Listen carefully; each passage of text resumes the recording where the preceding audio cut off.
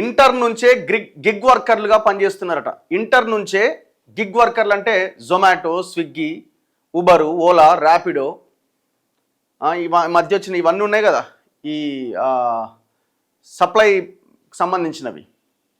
So వీటిలో intermediate నుంచే వర్క్లోకి వెళ్తున్నారట. ఎంత దారుణం చూడండి. అంటే చదువుకోవాల్సిన పిల్లలు, భవిష్యత్తు నిర్మించుకోవాల్సిన పిల్లలు, ఒకటి చదువు లేకపోవడము, పేదరికము, ఇవన్నీ కారణము. ఇంకొకటి ఒకసారి స్టార్ట్ చేసిన తర్వాత డబ్బులు వచ్చి వాటిని తీసుకొని ఎంజాయ్ చేస్తున్న తర్వాత ఆ మైండ్ సెట్ కూడా మారిపోతున్నది. ఇంకా మళ్ళీ చదువు వైపుగా వెళ్ళే ఆ ప్రయత్నం జరగట్లే. చూడండి, 63.84% కార్మికులు వారానికి 48 గంటలకు పైగా పనిచేస్తున్నారట. అంటే పార్ట్ టైం చేసుకుంటున్నారు కొంతమంది పార్ట్ టైం చేస్తున్నారు. 63.84% కార్మికులు వారానికి 48 గంటలకు పైగా పనిచేస్తున్నారట. సరైన వేతనాలు, సామాజిక భద్రత కల్పించాలి. వివి గిరి జాతీయ కార్మిక ఇన్స్టిట్యూట్ నివేదిక. ఆర్థిక పరిస్థితి సరిగ్గా లేకపోవడం, కుటుంబానికి అండగా నిలవడం తదితర కారణాలతో 18 ఏళ్ల నుంచే, అంటే ఇంటర్మీడియట్ నుంచే యువత గిగ్ వ్యవస్థలోకి ప్రవేశిస్తోంది. ఈ రంగాన్ని ఆసరాగా చేసుకుని కొందరు ఉన్నత విద్య, సుస్థిర ఉద్యోగాలకు ప్రయత్నాలు చేస్తుంటే మరికొందరు సరైన ఉపాధి అవకాశాలు లేకపోవడంతో ఇందులోనే కొనసాగుతున్నారు. ఈ మేరకు కార్మిక బలగంలో గిగ్ వర్కర్ల ప్రాధాన్యం, సమస్యలపైన ప్లాట్ఫామ్ ఎంప్లాయ్మెంట్ పేరిట వివి గిరి జాతీయ కార్మిక ఇన్స్టిట్యూట్ నివేదిక విడుదల చేసింది. హైదరాబాద్, కోల్కతా, ఢిల్లీ, ముంబైలో క్యాబ్ డ్రైవర్లు, బైక్ రైడర్లు, బ్యూటీ పార్లర్లు, పార్సిల్ ఆహార డెలివరీ, సో ఇట్లా అన్ని బ్యూటీ పార్లర్లు అంటే ఇప్పుడు మనం ఊబర్, అదే దాన్ని ఏమంటారు, అర్బన్ క్లాప్ ఇది ఉన్నది కదా, సో దాంట్లో కూడా చాలామంది పనిచేస్తూ ఉంటారు. సో వీళ్ళంతా, ఇంకొకటి కొంతమంది ఆఫీసెస్కి స్టార్ట్ అయ్యేటప్పుడు ఇంటి నుంచి ఆఫీస్కి వెళ్ళే దారి మధ్యలో కూడా ర్యాపిడో ఆర్ ఊబర్ ఆర్ ఏదో క్యాబ్ నడిపించుకుంటూ, ఆటో నడుపుకుంటూ వెళ్తున్నారు. ఆటో కాదులేండి కానీ బైక్. మధ్యలో వాళ్ళు మళ్ళీ వచ్చేటప్పుడు, రిటర్న్ ఇంటికి వచ్చేటప్పుడు, ఎందుకంటే చాలని జీతము, పేదరికము, ఇంట్లో కుటుంబం గడవకపోవడం, ఇవన్నీ దానికి కారణమవుతున్నాయి. కానీ వాళ్ళకి భద్రత ఉందా? ఆరోగ్య భద్రత అంటే ఆరోగ్య భద్రత లేదు. రాష్ట్ర ప్రభుత్వం చెప్పింది వాళ్ళ కోసం ఏదో ప్రత్యేక చట్టం తెస్తాం, అది ఇదని ఏదో కల్పిస్తామని, కానీ ఇంతవరకు కూడా ఏమీ లేదు. అసలు యాక్చువల్గా ఇది దేశవ్యాప్తంగా వీళ్ళకు ఒక చట్టం రావాల్సిన అవసరం ఉంది, వీళ్ళ ఉద్యోగ భద్రతకు సంబంధించి అండ్ ఆరోగ్య భద్రతకు సంబంధించి కూడా. మీరు చూడండి, చాలామంది ఈ మధ్యకాలంలో ఈ సోషల్ మీడియాలో కూడా, ఇన్స్టాలో రీల్స్ చేస్తూ ఉన్నారు. ఒక సాఫ్ట్వేర్ ఇంజనీర్ కార్ ఎక్కితే నీ జీతం ఎంత అని అడుగుతాడు. ఎవరు? Cab driver. నీ జీతం ఎంత అంటే, ఆటో డ్రైవర్ అడుగుతాడా, క్యాబ్ డ్రైవర్ అడుగుతాడా, సాఫ్ట్వేర్ ఇంజనీర్ అడుగుతాడా? ఫస్ట్ క్యాబ్ డ్రైవర్ అడుగుతాడు, ₹1,00,000 అంటాడు. నీకెంత అంటే నాకు రోజుకు 3,000 అంటాడు. సో షాక్ అయ్యి ఈ సాఫ్ట్వేర్ ఇంజనీర్ మళ్ళీ తెల్లారి నుంచి క్యాబ్ డ్రైవర్గా జాయిన్ అవుతున్నట్టు ఒకటి. అంటే వాళ్ళు బాగా సంపాదిస్తారు అన్నది కూడా బాగా ప్రొజెక్ట్ చేశారు. సో ఇది ప్రజల్లోకి ఇట్లాంటి వీడియోలు వెళ్ళినప్పుడు ఏమవుద్దంటే, ఇదేదో బాగానే ఉంది కదా, రోజుకు 3,000 మిగులుతున్నాయట కదా అని అనుకుంటారు.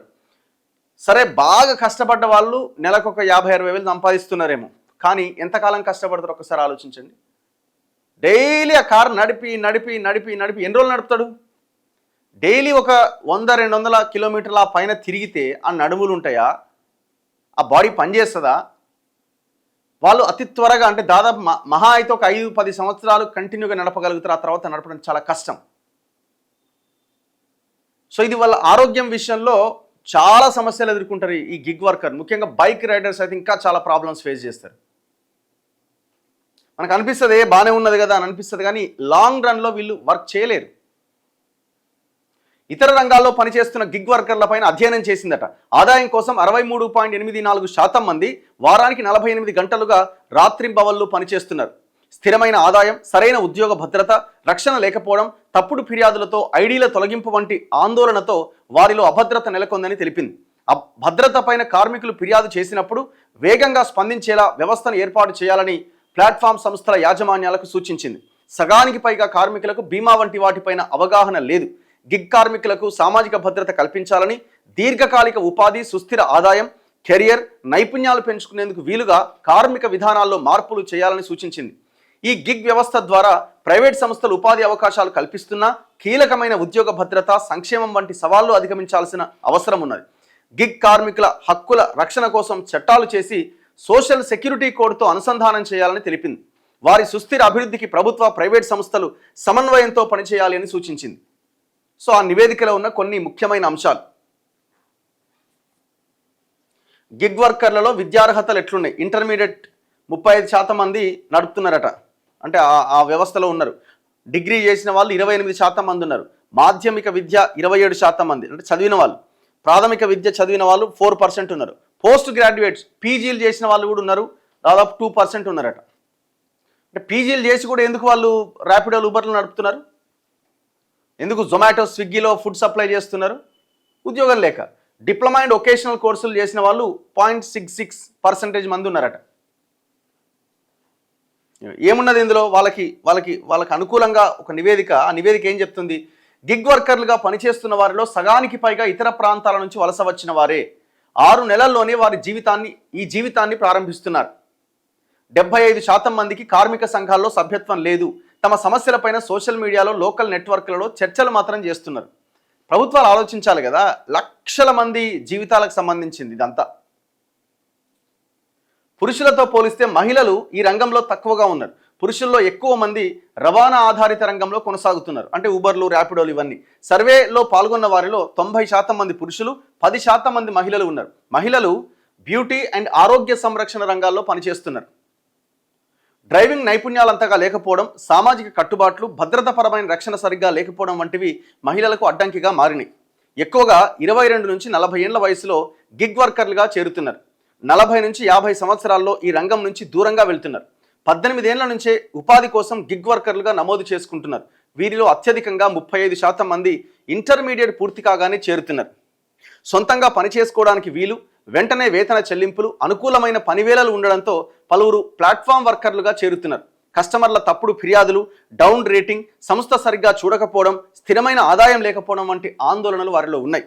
ఎక్కువ మంది వారానికి 48 గంటలకు పైగా పనిచేస్తుంటే 25.94% మంది 30 నుంచి 47 గంటలు, 9% మంది 16 నుంచి 29 గంటలు ఇట్లా పనిచేస్తున్నారు. కొంతమంది అయితే మార్నింగ్ టు నైట్ వరకు పనిచేసే వాళ్ళు కూడా ఉన్నారు. వాళ్ళ అవసరాలు, వాళ్ళ కుటుంబం గడవడానికి వాళ్ళు పడే కష్టం. సో చాలా సమస్యలు ఎదుర్కొంటారు వీళ్ళు, చాలా సమస్యలు. కానీ ఈ కంపెనీల మీద ప్రభుత్వాలు ఒత్తిడి తీసుకురావాలా, ఈ ప్రైవేట్ కంపెనీల మీద. ఎందుకంటే వాళ్ళ దగ్గర నుంచి కమిషన్ కూడా, వసూలు చేసే కమిషన్ మరింత పెరుగుతున్నది, వాళ్ళకు వచ్చే తగ్గుతున్నది.